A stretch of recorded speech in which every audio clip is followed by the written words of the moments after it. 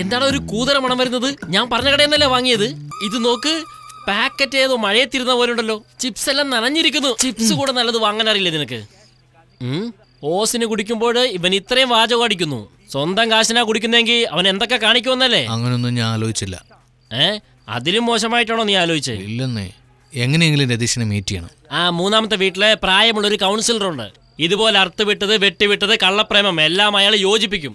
ഒരു 4000 രൂപ കൊടുത്താൽ മതി, എല്ലാം അയാൾ തീർത്തു തരും. എന്തു പറയുന്നു?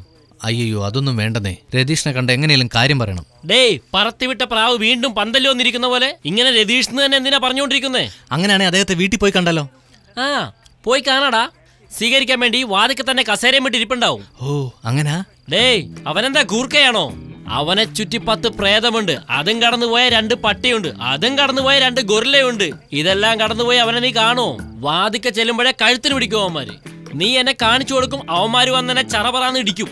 ഇന്നാ നിന്റെ കൂതറ ബ്രാൻഡിയും നനഞ്ഞ ചിപ്സും. എനിക്ക് വേണ്ട.